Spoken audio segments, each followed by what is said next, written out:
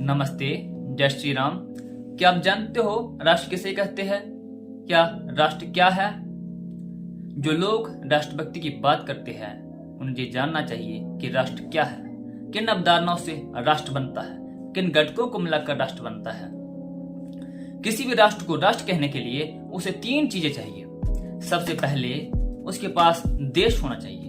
देश कहते हैं स्थान को, भूमि को। यदि आम भाषा में कहे तो जमीन को देश कहते हैं। किसी भी राष्ट्र को राष्ट्र कहने के लिए एटलीस्ट कम से कम उसके पास जमीन तो हो। और दूसरा घटक आ गया उस जमीन पर बसने वाले लोग, जनसंख्या, पॉपुलेशन, डेमोग्राफिक स्ट्रक्चर कैसा है वहां का, कितने लोग हैं, कितनी पॉपुलेशन है। ये दूसरा घटक आ गया। तीसरा घटक आ गया जमीन तो हो, लोग तो हो, लेकिन उन लोगों का उस जमीन पर मालिकाना हक होना चाहिए। बिना जमीन पर मालिकाना हक कोई भी राष्ट्र राष्ट्र नहीं कहलाता। 1947 से पहले हमारी यही तो स्थिति थी। जमीन तो हमारे पास थी, लोग हमारे पास थे, लेकिन उस जमीन में से हमारा क्या निकल गया था? हमारा मालिकाना हक छीन लिया गया था हमसे। और हम क्या हो गए थे? हम हो गए थे अंग्रेजों के उपनिवेश। हम हो गए थे अंग्रेजों के गुलाम।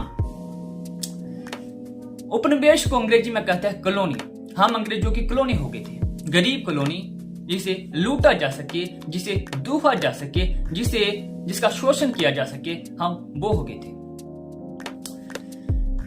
किसी भी राष्ट्र को राष्ट्र कहने के लिए 3 घटक चाहिए। पहले देश चाहिए, जमीन चाहिए, फिर उस जमीन पर रहने वाले लोग और उन लोगों का उस जमीन पर मालिकाना हक होना चाहिए। इन 3 घटकों को मिलाकर बनता है किसी भी राष्ट्र का शरीर। अब शरीर ये निष्प्राण है, इसमें अभी आत्मा डालनी बाकी है। जैसे पूर्व प्रधानमंत्री स्वर्गीय अटल बिहारी वाजपेयी ने संसद में खड़े होकर कहा था कि ये राष्ट्र कोई भूमि का टुकड़ा नहीं है, ये राष्ट्र कोई भूमि का टुकड़ा नहीं है, ये जीता जागता राष्ट्र पुरुष है। राष्ट्र जीते जागते राष्ट्र पुरुष कब बनते हैं? राष्ट्र जीते जागते राष्ट्र पुरुष तब बनते हैं जब इसमें आत्मा डाल दी जाए, जब इसमें प्राण डाल दिया जाए। किसी भी राष्ट्र की आत्मा, किसी भी राष्ट्र के प्राण उसकी संस्कृति होती है। यदि किसी भी राष्ट्र की संस्कृति को खत्म कर दिया जाए, किसी भी राष्ट्र की संस्कृति को निकाल दिया जाए, वह राष्ट्र मर जाते हैं। वह राष्ट्र जीते नहीं है। अगर जिए भी तो मरे हुए होते हैं।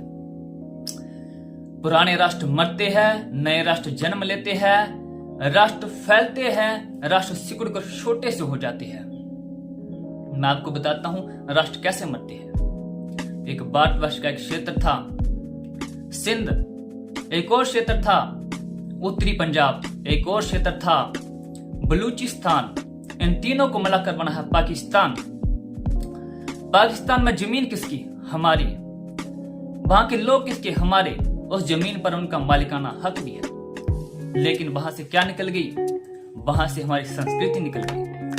जितने हिस्से में से हमारी संस्कृति निकल गई, उतने हिस्से में से हमारा राष्ट्र मर गया और एक और दूर की संस्कृति आई और एक नया राष्ट्र बन गया। राष्ट्र मरते भी है। एक और क्षेत्र था भारतवर्ष का, बांग्लादेश। बांग्लादेश जमीन किसकी? हमारी। लोग किसके? हमारे। उस जमीन पर मालिकाना हक भी उनका। लेकिन वहां से क्या निकल गई? वहां से हमारी संस्कृति निकल गई। जितने क्षेत्र में से हमारी संस्कृति निकल गई, उतने क्षेत्र में से हमारा राष्ट्र मर गया, हमारा राष्ट्र कट गया, हमसे अलग हो गया। एक और राष्ट्र ने जन्म लिया जिसका नाम है बांग्लादेश। इस प्रकार से राष्ट्र मरते भी है, नए राष्ट्र जन्म लेते हैं और राष्ट्र फैलते भी है। जैसे कनाडा में एक स्थान है, वहां पर आपको धोती मिल जाएगी, साड़ी मिल जाएगी, आपको बैद्यनाथ के स्टोर मिल जाएंगे, स्वामी रामदेव के स्टोर मिल जाएंगे, आपको पंजाबी और हिंदी में बात करते हुए लोग मिल जाएंगे। क्या वो भूमि हमारी है? क्या लोग हमारे थे वहां पर? क्या उस भूमि पर हमारा मालिकाना हक था? नहीं। वहां पर क्या घुस गया? वहां पर हमारी संस्कृति घुस गई और आज लोग उसे लिटिल इंडिया के नाम से जानते हैं। इस प्रकार से राष्ट्र फैलते भी है, इस प्रकार से राष्ट्र फैलते भी है और राष्ट्र सिकुड़ कर छोटे से भी रह जाते हैं। जैसे कभी संपूर्ण ब्रह्मांड पर हमारा चक्रवर्ती साम्राज्य हुआ करता था, पूरे ब्रह्मांड पर हम शासन करते थे और आज हम करते करते सिकुड़ते सिकुड़ते कश्मीर से लेकर कन्याकुमारी तक और अर्क से लेकर कटक तक सीमित रह गए। थोड़ा सा भूभाग हमारे पास बचा है। क्या ये भी हमारे नियंत्रण में है? क्या हम इसकी भी सुरक्षा कर पा रहे हैं या नहीं कर पा रहे हैं? क्यों नहीं कर पा रहे हैं?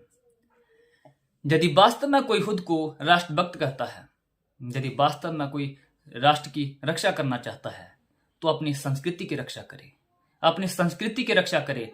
बिना संस्कृति की रक्षा किए राष्ट्र मर जाते हैं, राष्ट्र मरे हुए होते हैं। जिसकी संस्कृति निकाल दी जाए वह राष्ट्र मर जाते हैं। इसलिए कोई भी अपने राष्ट्र की रक्षा करना चाहता है, अपनी संस्कृति की रक्षा करे, तो ही राष्ट्र की रक्षा कर पाएगा। यदि वीडियो आपको अच्छी लगी हो तो वीडियो को लाइक और शेयर करें और चैनल को सब्सक्राइब जरूर करें।